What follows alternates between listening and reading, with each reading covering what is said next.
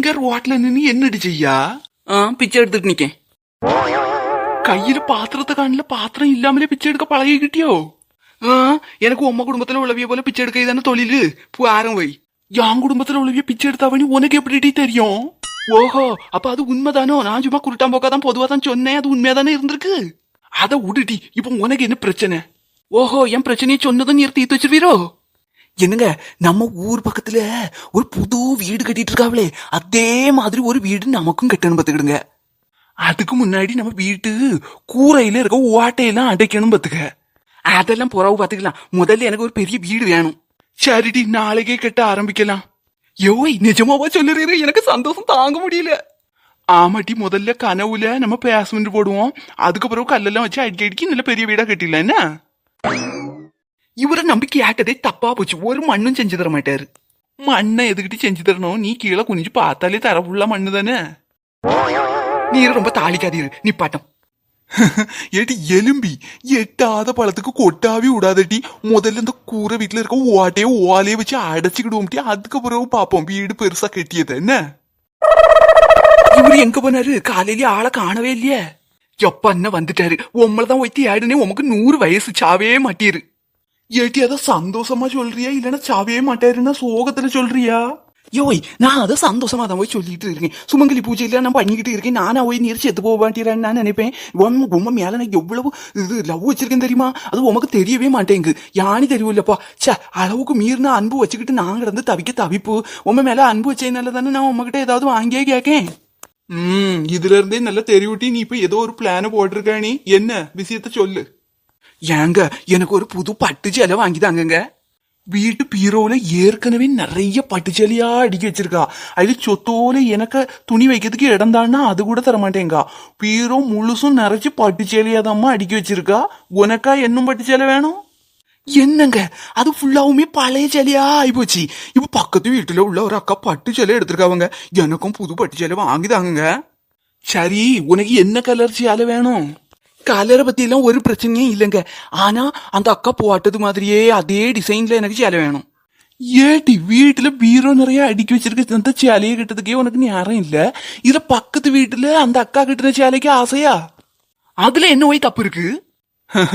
கையில உள்ள குருவிய விட்டுக்கிட்டு காட்டுல உள்ள மயிலுக்கு ஆசைப்படாதனி பெரியவிய சும்மாவா சொல்லி வச்சிருக்காவ. இதுக்குதான். எட்டி நெட்ட பாப்பா, இன்னைக்கு ஊர்ல இருந்து எங்க அம்மா வரவ பத்துக்க. அதனால இன்னைக்கு விருந்தெல்லாம் தடைபடலாம் இருக்கணும். என்னென்ன வேணுமோ சொல்லு, கடையில போய் நான் இன்னும் அப்படின்னு வாங்கிட்டு ஓடி வந்துடுறேன். சரியா?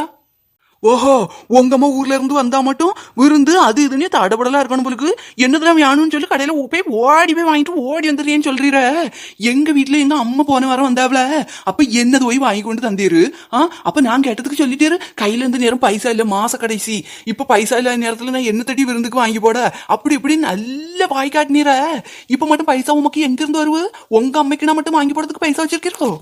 ஏடி, கழுத கணக்கா கிடந்து கணச்சிட்டு கிடக்காதட்டி. எங்க அம்மா வரக்கூடிய நீ யாருன்னு நெருங்கியாச்சு. இப்ப வந்துருவாவ வேற.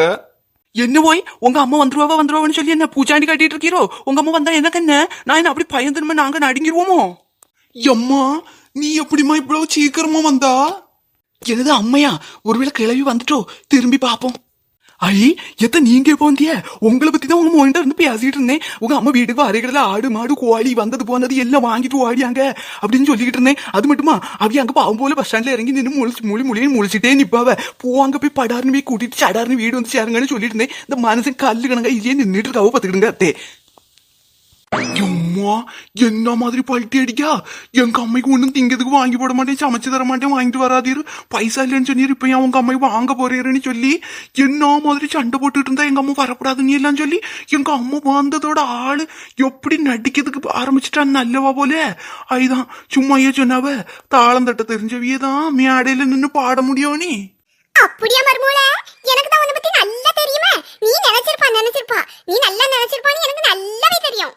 என்ன கிளவி வந்து இறங்கி நின்னதுமே உள்குத்து வச்சுலா பேசுவு? என்ன மர்மூல, கழுத்து ஒருமே ஒட்டக்கச்சிவிங்க மாதிரி நீட்டிக்கிட்டு அப்பதே இருந்தே ஏதோ யோசனையிலேயே இருக்கிறது போல இருக்கு. இந்த பாரு, அத்தை வந்து இறங்கி நிக்க தயாரா இருக்கு. எதையாவது காப்பி தண்ணி இப்ப தண்ணி எந்த போட்டு கொண்டு வா. போ சமையல் வேலையை கவனி. இன்ன போறேன் அத்தை, போறேன், போட்டு தோறேன். என்ன போய் உங்க அம்மைக்கு கை கால் இல்லையோ? அவியலால போய் கிச்சன்ல போய் காப்பி போட்டு கூடவா குடிக்க முடியாது? அப்படின்னு நின்று முடிச்சுட்டு நிக்கிறு. ஏமா நீ போய் போட்டு குடிச்சுக்க, உனக்கு தேவையானதுன்னு சொன்னா உமா வாயில இருந்து முத்தா கொட்டிடும். போய் வாரம் உங்களை பாத்துக்கிட்டேன். அங்க என்ன மர்மோளே யாம உன்கிட்ட குசு குசு வச்சிட்டு இருக்கா? காபி தண்ணி போட போறியா? இன்ன போறேன் சக்கரை இல்லையா, அதான் சக்கரை வாங்கிட்டு வர சொல்லிக்கிட்டு இருந்தேன் உங்க மோவன் கிட்ட. என்னல சின்னமல, உன் பொண்டாட்டி ஒரு வேலையும் செய்ய மாட்டா போல இருக்கு. நான் வந்திருக்கேன், வந்த பிறகு இருங்கன்னு கூட சொல்லல. என்ன நீ எங்க அவளை வளர்த்து வச்சிருக்கா? நீ என்னதுமா சொல்லிக்கிட்டு இருக்கா? அவளை நான் வளர்த்து வச்சிருக்கேங்க. அவி அப்பா அம்மா இல்ல அவளை வளர்த்தது. என்கிட்ட வந்து நீ இப்படி மடச்சாம்பிராணி மாதிரி கேட்டு சொல்லிட்டு நிக்கா? எல சின்னமல, என்ன வாய் நீளவு? அம்மாங்க மரியாதையே இல்லாம போவு. இல்ல இவனுக்கு ஒரு பாயாசத்தை போட்டுற வேண்டியதுதான். எம்மா உன் பாயாசம் எப்படி இருக்கும்னு எனக்கு தெரியுமா? ஆள விடு சாமி. அந்த பையன் இருக்கணும். நான் வந்துட்டேன்ல, இனி உங்க எல்லார்த்தையும் பாத்துக்கிடியே.